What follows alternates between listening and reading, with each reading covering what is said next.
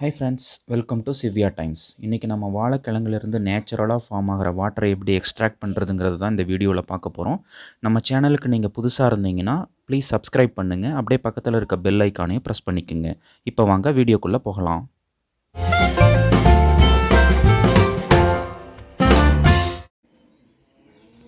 பாருங்கள், இதுதான் மொந்தன் வாழை. ஆல்ரெடி நம்ம மரத்துலேருந்து இதை வெட்டி வச்சுருக்கோம். முக்கால்வாசி காய் திரண்டுருச்சு. இன்னொரு 2-3 டேஸில் நல்லாவே பழுத்துரும்.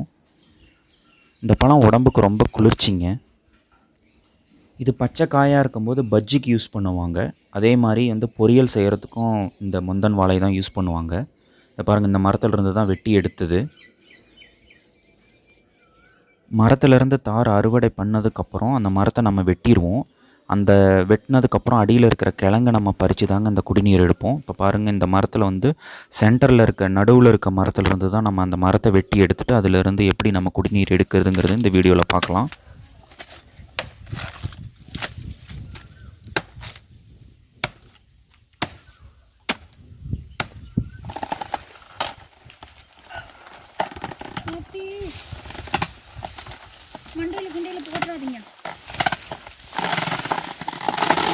அப்பா, ஒரு வழியாக மரத்தை தள்ளியாச்சு.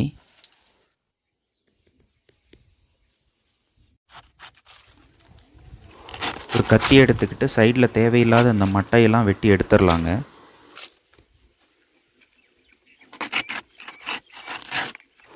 இந்த வாழைக்கிழங்கை பறித்து எடுக்கிறதுக்கு நமக்கு கொஞ்சம் டைம் ஆகுங்க. கொஞ்சம் பொறுமையாக நோண்டி தாங்க எடுக்கணும். வாழை மரத்தில் எப்பயுமே வேஸ்ட் ஆகிற பொருள் எதுவுமே கிடையாதுங்க. எல்லாமே உபயோகப்படும். இலையிலேருந்து, வாழைப்பழத்துலேருந்து, வாழைக்காய், தண்டு, அதோடைய கிழங்கு, இப்போ கிழங்குலேருந்து தண்ணி எடுக்க போகிறோம். எல்லாமே யூஸ்ஃபுல் தாங்க நமக்கு. இந்த தண்ணி உடம்புக்கு ரொம்ப நல்லதுங்க. ஏன்னா இந்த வாட்டர் நேச்சுரலாக ஃபார்ம் ஆகிறது, கிழங்குலேருந்து டைரெக்டாக நமக்கு கிடைக்கிறது.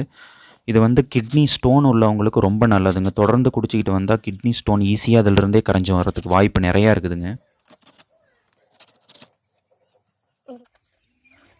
இங்கே பாருங்கள், சைடில் இப்போவே இதிலிருந்து வாட்டர் வர ஆரம்பிச்சிருச்சு.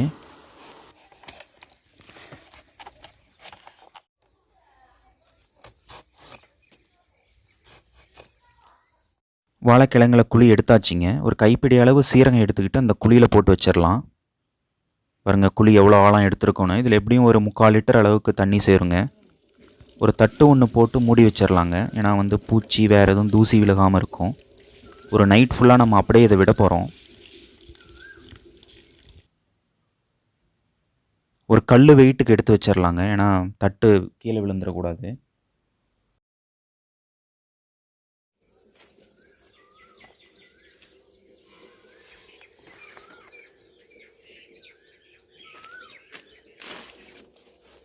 அடுத்த நாள் காலையில் ஆகிடுச்சிங்க. இப்போ நம்ம இந்த கல்லை எடுத்துகிட்டு உள்ளே எவ்வளோ தண்ணி இருக்குதுங்கிறத செக் பண்ணி பார்க்கலாம்.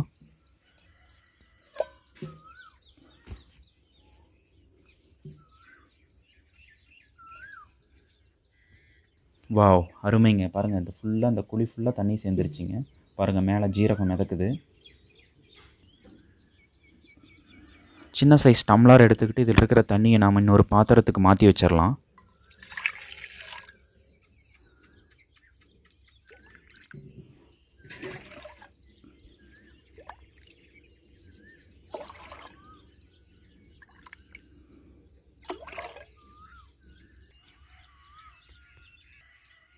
முத்து, உனக்கு வேணுமா? பாருங்கள், தண்ணி ஃபுல்லாக நம்ம எடுத்தாச்சு. மறுபடியும் அது மேலே தட்டை வச்சு மூடி வச்சுருவோங்க. இதிலிருந்து 2-3 நாளைக்கு நம்ம தண்ணி இதிலிருந்து எடுக்கலாம்.